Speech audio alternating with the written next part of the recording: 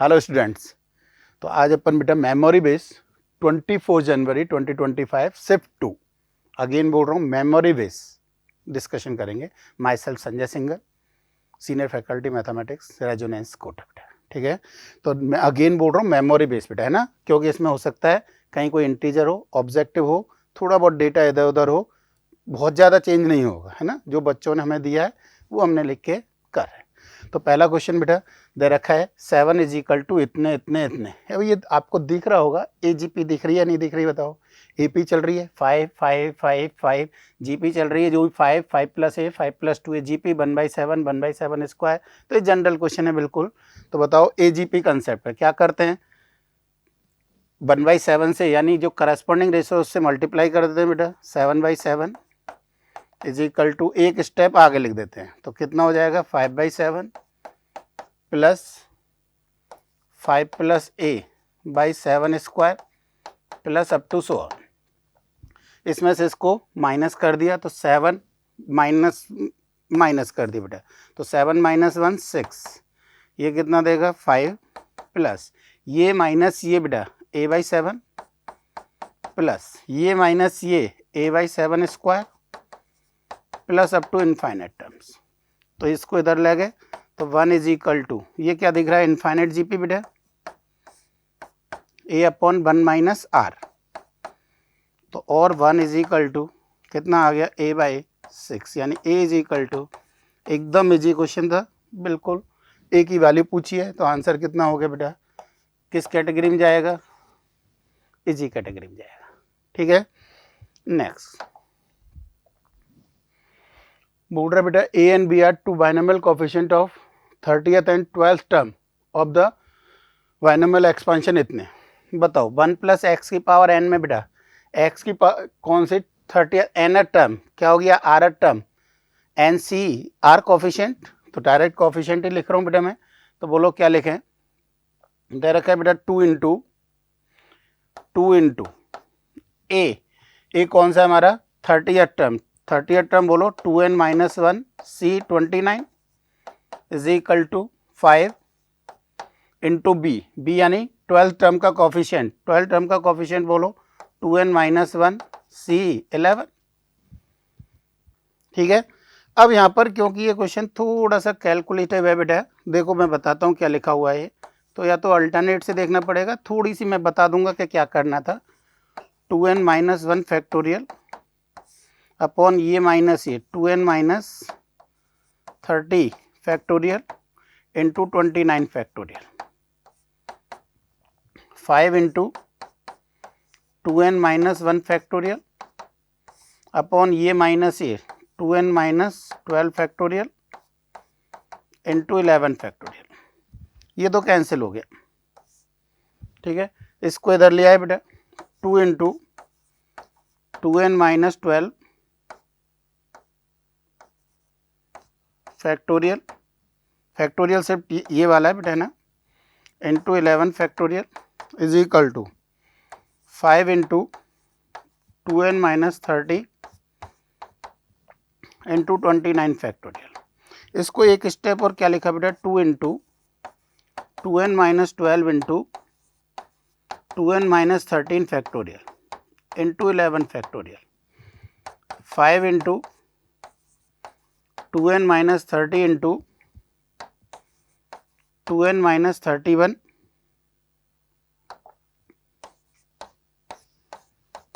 Into 29 factorial. अब देखो हमें ये यहाँ पे 11 और यहाँ पे 29 फैक्टोरियल बेटा, तो हम क्या कर रहे हैं इसको 29 के इक्वल अप्रॉक्सीमेट एक बार निकाल कर चेक कर रहे हैं कि सेटिस्फाई है या नहीं। तो बताओ n की वैल्यू यदि मैं क्या रखता हूँ 21, यहाँ पर ये 29 रखता हूँ तो 2n - 13 इज इक्वल टू 29, तो n 21 आ रहा है। यहाँ पर 11 रखता हूँ तो 2n - 31 इज इक्वल टू कितना बेटा 11, तो n इज इक्वल टू 21 आ रहा है यहाँ से भी। तो यहाँ से अपन एक बार n की वैल्यू क्या चेक कर रहे हैं 21 चेक कर रहे हैं कि सेटिस्फाई है या नहीं। रीजन समझ में आया क्यों कर रहे हैं चेक, तो रख दो बेटा 2 इंटू 21 का डबल 42 - 12 42 - 12 30 इंटू कितना हो रहा है ये बताओ, 42 minus 13 29 factorial into 11 factorial is equal to 5 into, यहाँ रखें 5 रख 21 बताओ, 21 रखोगे तो कितना हो रहा है बेटा ये 42 माइनस 30 12 इंटू ये 11 फैक्टोरियल और ये 29 फैक्टोरियल। सेटिस्फाई हो रहा है, देखो 60 वो तो मैंने चेक कर ही लिया था पहले ही, तो आर की वैल्यू क्या होगी बेटा 21। थोड़ा सा लास्ट में यहाँ पर कैलकुलेशन में हिट एंड ट्रायल मेथड लग रहा था, थोड़ा सा ध्यान से करना था, इसलिए इसको मैं मॉडरेट दे रहा हूँ, अदरवाइज क्वेश्चन ईजी था बेटा। ठीक है, देखो एपी का इजी सा क्वेश्चन है, हमें क्या क्या गिवन है बताओ। एसएन सम को रिप्रेजेंट कर रहा है एपी के को 40, इजी क्वेश्चन है, बताओ एस 40 क्या लिखूं बेटा 40/2 20 plus 2a 40 minus 1 39 d is equal to 1030, zero cancel कर दी। नेक्स्ट बोलो क्या है S12 को क्या लिखें 12/2 6 into 2a plus 12 minus 1 11d is equal to 57। तो इसको मैंने लिखा बेटा 4a पहले वाले को 4a plus 78d is equal to 103, इसको लिखा 3 से कैंसिल कर रहा हूं बेटा, तो 4a plus 22d is equal to 19, minus कर दिया, माइनस करोगे तो ये कितना हो रहा है बताओ 56d इज इक्वल टू ये कितना हो रहा है 16 84, तो d इज इक्वल टू 84/56 और कैंसिल हो रहा है 28 से बेटा, तो आंसर कितना हो गया d की वैल्यू 3/2, d की वैल्यू 3/2 रख दो कहीं भी a और निकाल लो, तो d की वैल्यू 3/2 यहाँ रख दी, तो 4a इज इक्वल टू 3/2 रखोगे तो 11 33 इज इक्वल टू 19, तो a इज इक्वल टू कितना हो रहा है बताओ 14 माइनस 14/4 माइनस 7/2, ये a आ गया, ये हमारा d आ गया बेटा। अब हमें चाहिए क्या बताओ, हमें चाहिए S30 माइनस S10, S30 का मतलब 15 इंटू 2a प्लस 30 का मतलब 29d माइनस 10 यानी 5 प्लस 2a माइन प्लस 10 का मतलब 90 बेटा, कितना आगे बताओ 30 माइनस 10 28 प्लस 15 d कॉमन निकाल दिया, यहाँ से 29 बचेगा, यहाँ से कितना आएगा 15 गए तो 3, अब वैल्यू पुट कर दी, तो 20 इंटू एज minus 7/2 plus 15 into D is 3/2 into 26, solve कर लो, तो -70 प्लस 45 इंटू 30, सॉल्व कर लो, आंसर कितना आ जाएगा बेटा 515 आ जाएगा। Clear, next equation of the chord mid point इतने दे रखा है बिल्कुल इजी क्वेश्चन, इसमें मैंने इजी टफ नहीं बताया शायद, तो बताओ कॉज कैसा है, अगेन इजी है, कैलकुलेशन है थोड़ी सी, क्वेश्चन इजी है भैया, ठीक है ना, कंसेप्ट इजी है, क्वेश्चन इजी है, कैलकुलेशन थोड़ी सी है बेटा। अब बताओ एक एलिप्स दे रखा है, कोई भी एक कर्व दे रखा है, पॉइंट दे रखा है, इक्वेशन पूछ रहा है, पॉइंट बोल रहा है मिड पॉइंट है, t is equal to S1, t क्या होता है x(x1) y(y1) y into 1/16 minus 1 is equal to S1 9/25 1/16 minus 1, solve कर लो बेटा 48x plus 25y is equal to 25 16 16 9 ज़ा 144 प्लस 25। तो आंसर हो गया बेटा 48x plus 25y minus 169 is equal to 0। देखो कौन सा हो गया, एकदम इजी क्वेश्चन, अगेन फॉर्मूले बेस्ड क्वेश्चन था ये तो बिल्कुल ही। हाँ ये थोड़ा सा है, इसमें आपको केसेस बनाने पड़ेंगे बेटा। कि ए क्या दे रखा है, 2/2 की एक मैट्रिक्स दे रखी है, ए आई जे 0,1 है, यानी 0 और 1 रख सकते हैं अपन। Probability that the randomly chosen such matrix A is non invertible. इसमें यार कुछ बच्चे बोल रहे थे सर इन्वर्टिबल आया है, कुछ बच्चे बोल रहे थे नॉन इन्वर्टिबल आया है। तो बात वही है यार, इन्वर्टिबल है तो 1 माइनस कर देना आंसर में, और नॉन इन्वर्टिबल है तो वो मैं बता ही रहा हूँ, ठीक है ना। अब बताओ, पहले तो total A B C D, A के कितने केस 2, बी के 2, सी के 2, डी के 2, तो total number of sample space कितने हो गए बेटा 2 इंटू 2 इंटू 2 इंटू 2 यानी 16। तो टोटल तो कितना आ गया 16 आ गया। अब हमें क्या चाहिए बताओ, हमें चाहिए नॉन इन्वर्टिबल। नॉन इन्वर्टिबल बताओ कब होगी, जब डिटरमिनेंट ऑफ ए 0 हो जाए, यानी A D minus B C is equal to 0 या A D is equal to B C. अब इसके केसेस बनाने हैं। पहला case all are 0, case 1 all 0, बताओ ऑल 0 एक ही केस होगा 0 0 0 0। सेकेंड केस में क्या करें बेटा अपन, जब इधर वाले में से दोनों 0 0 हो रहे हैं, इधर ए और डी में से कोई एक 0 और एक 1 है, दोनों 0 ले चुके हैं, एक 0 एक 1 है, ठीक है ना, एक 0 एक 1 है, तो एक 0 एक 1, ऐसे यहां से एक 0 एक 1, तो इसके टोटल केस निकालने हमें। तो पहले बोल रहा हूं मैं, जब ए 1 है, ए 0 कर देता हूं, ए 0 है तो डी बताओ क्या है 0 और 1 यानी एक 1 है, यानी 2c1 कर देता हूं, डायरेक्टली लिख देता हूं 2c1।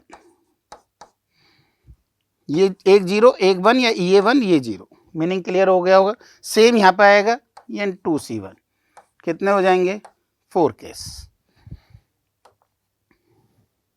ठीक है, एक एक है कोई भी 1 1। अब इसमें एक चीज और देखो बेटा, जब ये 1 ये 0 आ रहा है तो ये भी 0 हो गया बिल्कुल।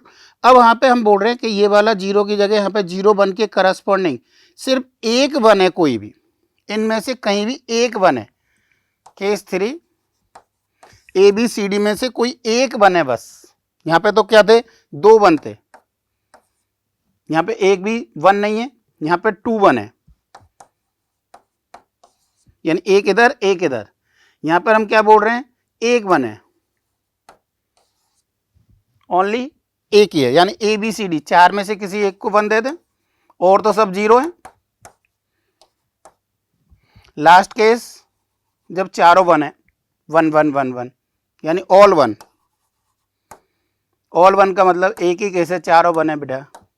तो टोटल कितने केस होंगे, मैं चाहो तो वैसे भी बता देता हूं, इसको देख लो आप, ए डी बी सी। पहला केस मैंने बोला है 0 0, दूसरा बोल रहा हूं 0 1, दूसरे में ये वाला ले रहा हूं मैं पहले 0 1 0 0। अब ये 1 यहां भी हो सकता था, ये 1 यहां भी हो सकता था, ये 1 यहां भी हो सकता था, तो ये वाले में बेटा ये वाला था। अब मैं बोल रहा हूं इस वाले में 2 1 है, यानी एक इधर और एक इधर 1 0 1 0 1 0 0 1 0 1 1 0 0 1 0 1, ये कौन सा केस है ये वाला, और लास्ट 1 1 1 1, ये कौन सा केस है ये वाला। क्लियर हो गया होगा, कितने केस बन रहे हैं टोटल 10। तो इन्वर्टिबल के लिए प्रोबेबिलिटी कितनी हो जाएगी बेटा 10/16 यानी 5/8 नॉन इन्वर्टिबल के लिए। इन्वर्टिबल होता तो 1 माइनस यानी 3/8 हो जाएगा। ठीक है, तो दोनों में से जो भी हो देख लेना। क्वेश्चन थोड़ा सा इसको मॉडरेट बोल सकते हैं अपन, टफ नहीं है पर केसेस बनाना पड़ रहा है इसलिए। नेक्स्ट हमेशा आता है भाई, ऑलवेज है। ज़्यादातर अपने यदि 12 पेपर होते हैं मेंस में एक शिफ्ट में, तो 5 या 6 में ये मिल जाएगा हमें। क्या? Infinitely many solution then find lambda mu, जो भी दे दे, ए बी जो भी है। तो यहाँ पे भी वही है बेटा। अब यदि आप ध्यान से देखो तो पूरा सॉल्व करने की जरूरत नहीं है, ध्यान दें। क्या कर सकते हैं हम, थोड़ा सा ध्यान से सोचो। आप इधर देखो क्या कह रहा हूँ मैं डी निकालने की जरूरत नहीं है, क्यों? डी में लैम्डा और म्यू दोनों आएंगे। D1 नहीं निकाल रहा हूँ, उसमें भी लैम्डा म्यू आएंगे। मैं डायरेक्ट D2 और D3 निकाल रहा हूँ। D2 का मतलब y की वैल्यू का न्यूमरेटर, डेल्टा 2 बोलते हो आप, D2 बोलते हो। मतलब क्या कह रहे हैं बताओ? D2 का मतलब इसको किससे रिप्लेस करना है? कांस्टेंट से। तो यानी क्या लिखें? 1 2 4 2 5 33 2 5 33 3 माइनस 3 5 म्यू, ये 0 होना चाहिए। D 0 होना चाहिए, D1 0 होना चाहिए, D2 0 होना चाहिए, D3 0 होना चाहिए। क्लियर है? तो मैं D2 निकाल रहा हूँ, यहाँ से मेरा म्यू डायरेक्ट आ जाएगा। सॉल्व कर लो, म्यू आ गया। तो क्या करें बताओ? 1 इंटू 5 म्यू माइनस 165, 30 पंजे 1.5 5 15, ठीक है। माइनस 2 इंटू, ये हटाओ ये हटाओ, 2 म्यू माइनस 20, माइनस 3 इंटू, ये हटाओ ये हटाओ, 66 माइनस 20। सॉल्व कर लो बेटा। 5 म्यू 4 म्यू, तो ये तो म्यू हो गया। यहाँ से 165 एक आएगा, यहाँ से माइनस 40 एक आएगा, इधर ही लिख देता हूँ। प्लस 40 है ना, तो माइनस 40, ठीक है। और ये 46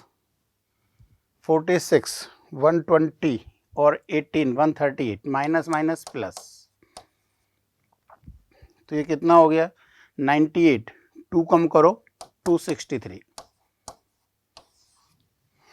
तो ये तो क्या आ गया हमारा? म्यू तो क्या आ गया? 263। सिमिलर मैं D3 निकाल रहा हूँ बेटा, D3 भी 0 होगा। D3 में क्या करेंगे बताओ? 1 2 4, जेड के कोफिशिएंट 2, लैम्डा 3, माइनस नहीं 2 5 33, 0 होगा। इसको सॉल्व कर दो बेटा। 1 into 33 lambda minus 15, minus 2 into 66 minus 20,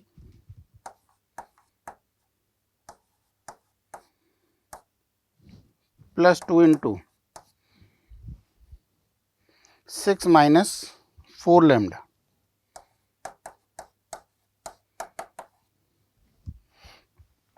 six minus 4 lambda कितना आ गया बेटा? 33 लैम्डा माइनस 8 लैम्डा, तो 25 लैम्डा इज इक्वल टू 15 एक हो रहा है, माइनस माइनस प्लस 46 92 माइनस 12 80 95, तो ये लैम्डा इज इक्वल टू 95/25 या 19/5।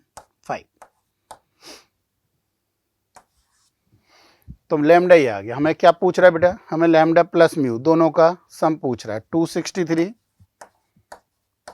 प्लस 19/5। सॉल्व कर लो बेटा, ठीक है। तो आंसर कितना हो जाएगा हमारा? It is clear. तो ये थोड़ा सा, अब आप कैसे भी बोल सकते हो, क्वेश्चन कंसेप्ट बहुत बार किए हैं, हर साल क्वेश्चन आता है, कम से कम 5-6 क्वेश्चन एवरी ईयर। पूरे यदि मैं 24 पेपर में बोलें, 12 20 22 24 जो भी पेपर होते हैं, यदि उनकी बात करें तो उनमें 12 क्वेश्चन इसके आते हैं, इनफाइनाइटली मैनी सॉल्यूशन, और 2 पूछता है। अब इसको आपकी मर्जी है, ईजी में डालो, मीडियम में, बहुत ज़्यादा कैलकुलेशन भी नहीं है, थोड़ी सी है, कंसेप्ट वाइज ईजी है बेटा। The area bounded by y is equal to e⁻x और y इज इक्वल टू, ठीक है भाई, बताओ y is equal to e⁻x का ग्राफ ये हो जाएगा, और y is equal to x -1 का बिना मॉडुलस के बना रहा हूँ बेटा, 1 यूनिट नीचे शिफ्ट हो जाएगा। और इसका मॉडुलस लगाना है, तो मॉडुलस लगाना है तो क्या करें बताओ, नेगेटिव पार्ट को हटा दें, नेगेटिव पार्ट को हटा दें और उसका मिरर इमेज पॉजिटिव में बना दें। पहले मिरर इमेज बनाए तो इसकी मिरर इमेज ये जाएगी नेगेटिव पार्ट की, और नेगेटिव पार्ट हटा दें। कुछ ऐसे ही बनेगा कि नहीं बनेगा, बना देते हैं इधर।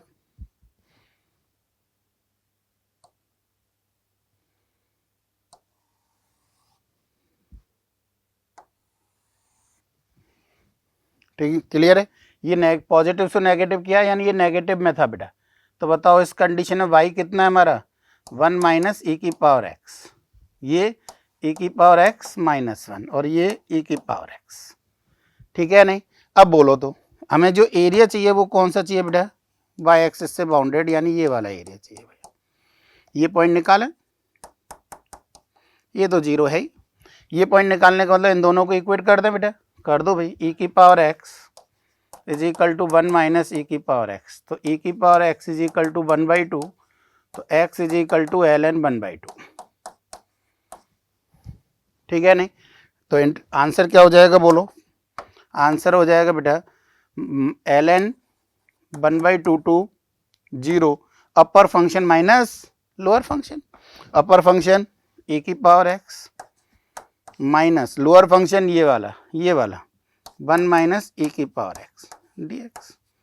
ये कितना बन गया बेटा, 2e की पावर x -1, इंटीग्रेट कर दो, 2e की पावर x माइनस x, कहाँ से कहाँ तक, ln 1/2 से 0, ठीक है। आंसर बोलो तो 0 रखोगे तो 2 माइनस 0 माइनस ये रखोगे तो 2 इंटू 1/2 माइनस ln 1/2, तो ये आगे बेटा 1 प्लस ln 1/2, चेक कर लो। अच्छा, इसको क्या कर रखा है बेटा, ln 1/2 को माइनस ln2 लिख सकते हैं, तो आंसर हो गया 1 माइनस ln2, क्लियर है। इसको किस में रखोगे, अगेन इजिएट, यदि ग्राफ आते हैं तो ग्राफ में तुम्हें थोड़ी प्रॉब्लम है तो इसको मॉडरेट कर सकते हो। ये तुम्हें ग्राफ आते हैं, क्वेश्चन एकदम सिंपल था बेटा, दिख रहा था। ये देखो इजीसी प्रॉपर्टी पे क्वेश्चन है, दो फंक्शन का एडिशन दे रखा है, हमें पता है कोई एक फंक्शन कंटिन्यूस है, एक फंक्शन डिसकंटिन्यूस है, तो उनका एडिशन ऑलवेज डिसकंटिन्यूस होता है, बस उस पर बेस क्वेश्चन आया, बहुत इजी क्वेश्चन है। ये कहाँ प्रॉब्लम करेगा बताओ, इंटीजर्स पर। ये कहाँ प्रॉब्लम करेगा, 2 पर। तो इसमें इंटीजर्स कौन कौन से हैं जहाँ चेक करना है बेटा, -1 0 1 एंड 2, इन 4 पॉइंट्स पर हमें कंटिन्यूटी डिफरेंशियलिटी चेक करनी है। अब बोलो तो ये -1 पे डिसकंटिन्यूस, ये continuous, x is equal to -1, first discontinuous, second continuous, final answer is discontinuous. Same 0 पर कॉन्टिन्यूस, डिसकंटिन्यूस कॉन्टिन्यूस, डिसकंटिन्यूस, 1 पर डिसकंटिन्यूस कॉन्टिन्यूस, डिसकंटिन्यूस, 2 पर डिसकंटिन्यूस कंटिन्यूस। ये कंटिन्यूस होता है भाई मॉडुलस से, ठीक है ना, डिफरेंशियल नहीं होता है, बस कंटिन्यूस होता है, ठीक है, याद है ग्राफ। तो क्या करें बताओ, 2 पर भी, यानी चारों पर कैसा है, डिसकंटिन्यूस है, और चारों पर डिसकंटिन्यूस है, चारों पर क्या होगा, नॉन डिफरेंशिएबल हो गया। और डिफरेंशिएबिलिटी के लिए और कोई और पॉइंट है क्या, नहीं, 2 आ चुका है, इसमें आ चुका है, तो अब इसलिए कितने पॉइंट्स पर डिसकंटिन्यूस है, 4 पॉइंट्स पे, तो m कितने हो जाएंगे बेटा, 4, और कितने पॉइंट्स पे नॉन डिफरेंशिएबल है, 4 पॉइंट्स पे नॉन डिफरेंशिएबल, तो आंसर कितना हो जाएगा, m प्लस n की वैल्यू 8 हो जाएगी, ठीक है। नेक्स्ट क्वेश्चन देखो क्या, अगेन इजी क्वेश्चन था, बिल्कुल भाई कंटिन्यूटी का इजी क्वेश्चन था। There is a group of A of 5 boys and 3 girls. एक ग्रुप है बेटा जिसमें 5, group A 5 boys 3 girls, group B 5 boys 6 girls. How many ways can we invite 4 boys and कितने का करना है बेटा, 4 बॉयज होने चाहिए, 4 ही गर्ल्स होनी चाहिए, ये होने चाहिए। 5 from group A and 3 from, यहां से 5 लेने हैं, ये ए के लिख दिए बेटा मैंने, बॉयज गर्ल्स, ये बॉयज गर्ल्स, ये बी के ले दिए मैंने, ठीक है। अब बताओ कितने लेने, यहां से 5 लेने हैं और यहां से कितने लेने हैं बेटा, 3 लेने, और टोटल 4 बॉयज होने चाहिए, 4 बॉयज ज़्यादा हो नहीं सकते। तो पहला केस जब चारों बॉयज यहाँ से गर्ल्स टोटल कितने लेने हैं, 5 लेने हैं, तो गर्ल्स 1 हो जाएगी बेटा, तो बॉयज तो 4 हो गए, तो यहाँ से 0, गर्ल्स कितनी लेनी है बताओ, तो यहाँ से कितनी, 3 गर्ल्स हो जाएंगी, यही केस बनेगा। कितने हो गए टोटल, 4 बॉयज हो गए, 4 गर्ल्स हो गई, यहाँ से 3 हो गए, यहाँ से 5 हो गए, इट इज क्लियर। नेक्स्ट, अब एक एक कम ज़्यादा करते जाओ बेटा, 3 2, तो यहाँ 1 2, 2 और 2 4, 3 और 1 4, 5 3, 2 3, 2 है तो 2 1, यहाँ पे 1 4 पॉसिबल नहीं है, क्यों, क्योंकि 4 गर्ल्स है ही नहीं हमारे पास। कितनी गर्ल्स है हमारे पास, तो हमारे पास तो मैक्सिमम 3 गर्ल्स हैं भाई, तो ये पॉसिबल नहीं है, ये केस पॉसिबल। तो कितने केस बनेंगे, सिर्फ और सिर्फ 3 केस लिख दो भाई। बताओ 5 में से 4 का सिलेक्शन 5C4, 3 में से 1 का सिलेक्शन 3C1, 0 लिखने की जरूरत ही नहीं है, 5C0, 6C3, 5C3, 3C2,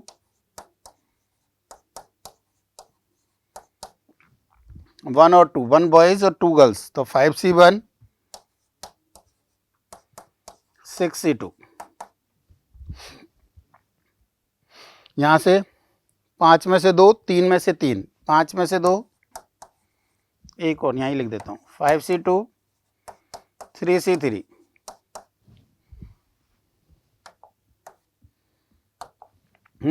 next बोलो, यहाँ से 2 बॉयज 5 है, तो 5 में से 2, 6 में से 1, 5C2, 6C1, this is your answer. Calculate कर लो बेटा, 5C4 इज 5, 6C3 कितने होते हैं, 6 5 4, फिर 20 हो गया, 5C3, 5C2 is 10, 6C2, 6 5 upon 2 15, 5C2 10, 5C2 10, कितना आ गया बेटा ये 300, ये 225, 2250, और ये 600, सॉल्व कर लो, कितना हो गया बेटा 22 28 31 3150 हो गया, 3150 हो गया, क्लियर। तो इसमें अगेन थोड़ा सा केसेस बनाने पड़ रहे थे, इसलिए मैं इसको मॉडरेट बोल रहा हूँ भाई, कंसेप्चुअल वाइज एकदम अगेन इजी था बेटा। नेक्स्ट, ये दे रखा है हमें 2 cos x dy by dx is equal to sine 2x minus 2 by sine x, तो yx is equal to y जो भी है, तो यानी x इज इक्वल टू 0 पर y is equal to 0, then find the value of, ये तो constant निकालने के लिए, पर हमें डेटा ऐसा पूछा है बेटा, ये डिफरेंशियल इक्वेशन सॉल्व करने की जरूरत नहीं है। क्यों नहीं है, क्योंकि ये लिखा हुआ है बेटा, देखो 2 cos x बाई डेस x is equal to sine 2x minus 2 sine x y x, y का मतलब वाई एक्स है, y is a function of x. हमें क्या पूछ रहा है, put x is equal to pi by 4 रखो, देखो समझ में आ जाएगा, पाई बाई 4 रखोगे 2 into 1 by root 2 y dash pi by 4